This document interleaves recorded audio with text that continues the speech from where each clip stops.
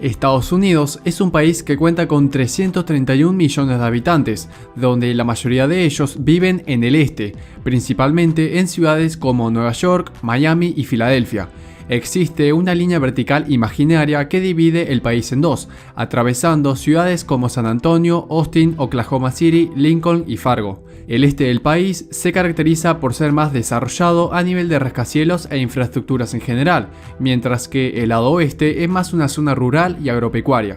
Para ser más exactos, el 80% de todos los estadounidenses, que representarían alrededor de 260 millones de personas, viven al este del país. Esto significa que el 20% restante, es decir, solo 1 de cada 5 estadounidenses, vive al oeste. Además, curiosamente, el 60% de las personas que se ubican en el oeste viven en las costas del estado de California. Según este mapa nocturno de Estados Unidos, algunos estados como Colorado, Ohio, Nebraska o Kansas se encuentran casi totalmente a oscuras. En todo este enorme y oscuro territorio viven cerca de 30 millones de personas, casi lo mismo que el área metropolitana de Nueva York, donde viven 25 millones. Este otro mapa muestra la distancia que hay entre locales de McDonald's, y en este otro mapa se puede apreciar la diversidad de árboles, donde al igual que los humanos prefieren ubicarse en el lado este del país. Todo esto tiene una explicación, tanto por el factor geográfico como por el factor humano. Con respecto al factor humano, todo se remonta a finales del siglo XVIII, cuando se declara la independencia de Estados Unidos y Thomas Jefferson comienza una de las mayores campañas de colonización de la historia. En ese entonces, más del 95% de los estadounidenses vivían en las costas del este, particularmente en ciudades como Boston o Nueva York, ya que el oeste y la mayor parte del interior era propiedad de Europa. La expedición de Lewis y Clark fue la primera expedición llevada a cabo por los estadounidenses, donde tenían planeado cruzar el oeste con objetivos de exploración y colonización. Los expedicionarios se pusieron rumbo al oeste hasta alcanzar la costa del Océano Pacífico. Esta expedición fue encargada por el presidente de ese entonces, Thomas Jefferson, inmediatamente después de la compra de Luisiana en 1803 y ante los rumores de que Gran Bretaña y Francia tenían interés de colonizar el oeste norteamericano. La expedición estaba compuesta por un selecto grupo de oficiales voluntarios del ejército de Estados Unidos, bajo el mando del capitán Meriwether Lewis y de su amigo el subteniente William Clark. Su peligroso viaje duró desde mayo de 1804 hasta septiembre de 1806. El objetivo principal era explorar y cartografiar el territorio recién adquirido, abrir una ruta segura a través de la mitad occidental del continente y establecer presencia estadounidense en la extensa zona antes que las potencias europeas. Los objetivos secundarios de la expedición eran más científicos y económicos, por ejemplo, estudiar la fauna y la flora del territorio, su geografía y el establecimiento de tratos comerciales con los indígenas locales. Gracias a esta expedición, el gobierno federal logró obtener una información más completa sobre la geografía del oeste y de esta forma analizar si era rentable fundar allí nuevas ciudades. Efectivamente, así sucedió y se fundaron nuevos pueblos como Denver o Carson. Pero toda esta ola poblacional hacia el oeste se aceleraría con el estallido de la fiebre del oro en California, cuando una ola masiva de trabajadores e inmigrantes viajarían más de 4.000 kilómetros de Nueva York a California, con la promesa de recibir buenos salarios trabajando en las minas de oro. La fiebre del oro fue un fenómeno social en Estados Unidos entre los años 1848 y 1855, caracterizado por la inmensa cantidad de inmigrantes que llegaron a las cercanías de San Francisco en busca de dicho metal. Estos inmigrantes viajaban desde América Latina, Asia, Europa y Australia, con la ilusión de hacerse ricos. La fiebre del oro también ocasionó una revolución en el desarrollo de infraestructuras como redes ferroviarias, calles y puentes, principalmente en el oeste rural del país. Al ser ahora más barato y accesible viajar al oeste, los pueblos más rurales de esta región comenzarían poco a poco a poblarse, aunque nada comparado con la extrema velocidad a la que se poblaban las ciudades de la costa de California. Otro de los hitos más importantes del país que ayudaron a colonizar las costas del oeste fue el desarrollo del primer telégrafo transcontinental. En el año 1861, la empresa Western Union instaló la primera línea transcontinental, haciendo posible por primera vez en la historia la comunicación en tiempo real de punta a punta en el país. Antes de ese momento, tardaba 10 días en llegar una carta de Missouri a California, mediante el servicio Pony Express. Ahora, los trabajadores que buscaban mejores oportunidades en las ciudades del oeste podían comunicarse más fácilmente con sus familias que vivían en el este.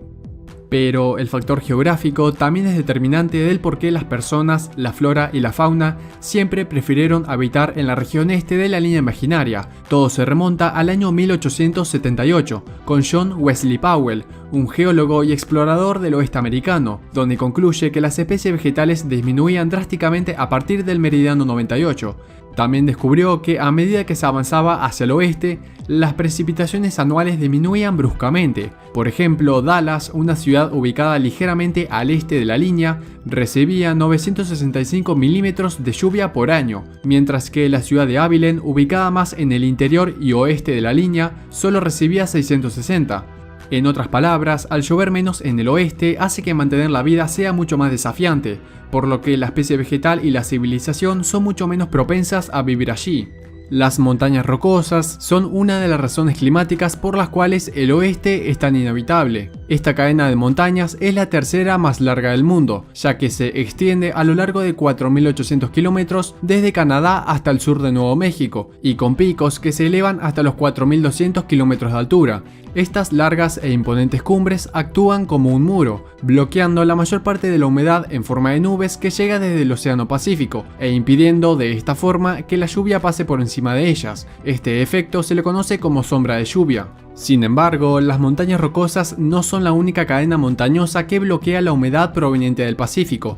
También está la cordillera de las Cascadas, que se extienden desde el sur de Canadá hasta el norte de California, creando, al igual que las montañas rocosas, una división entre la húmeda y lluviosa llanura costera del oeste y el interior estadounidense más árido y desértico. Por esta razón, la mayoría de las personas que viven en el oeste se ubican en ciudades costeras como San Diego, Los Ángeles, San Francisco y Portland en el norte. Y no solo eso, en California se encuentran las Klamath Mountains y de Sierras, unas cordilleras que también bloquean la humedad del Océano Pacífico.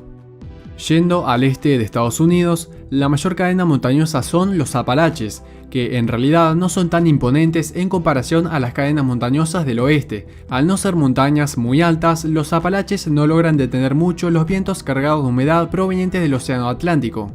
Esto permite que las zonas en donde llegan los vientos húmedos del Atlántico tengan una agricultura próspera sin necesidad de riego. Pero por desgracia, las tormentas del Atlántico en invierno no llegan lo suficientemente lejos como para llevar humedad más lejos del meridiano 98, aunque durante los meses de verano la humedad también llega desde el Golfo de México, pero estos vientos suelen soplar hacia el norte antes de curvarse hacia el oeste. En resumen, del lado oeste, las montañas rocosas y la cordillera de las Cascadas bloquean la humedad proveniente del Océano Pacífico, y del lado oeste, los vientos no son lo suficientemente fuertes como para enviar humedad y lluvia al interior oeste del país. Cuando se combinan todos estos factores, lo que ocurre es que hay menos agua dulce disponible, significando menos agua para beber y menos agua para la agricultura. Las granjas del oeste casi siempre requieren prácticas de irrigación más complejas, ya que no pueden depender de las lluvias a comparación de la granja del este, provocando que sean menos productivas y rentables. Incluso se producen diferentes tipos de cultivos en cada lado del meridiano 98. Por ejemplo, en el este, el maíz es el cultivo más elegido por los agricultores, ya que el agua es más abundante, mientras que al oeste el agua es mucho más escasa, por lo que el trigo con propiedades de resistir a sequías es el cultivo preferido. Debido a la grave escasez de lluvias, desde hace más de 100 años buena parte del suroeste estadounidense se ha visto obligado a depender del agua dulce, que proporciona principalmente el río Colorado. El río Colorado suministra agua dulce para 40 millones de personas en el oeste americano. Pero la parte triste es que por primera vez en la historia el río Colorado se está secando. Esa es la razón por la cual el gobierno de Estados Unidos ha estado imponiendo límites a los estados sobre la cantidad máxima de extracción de agua que pueden hacer en los ríos. La escasez de agua será una de las mayores preocupaciones de Estados Unidos a lo largo de este siglo. También esta es una de las razones por las cuales Donald Trump y muchos otros presidentes de Estados Unidos han estado intentando comprarle Groenlandia a Dinamarca, ya que es uno de los territorios con mayores reservas de agua dulce del mundo.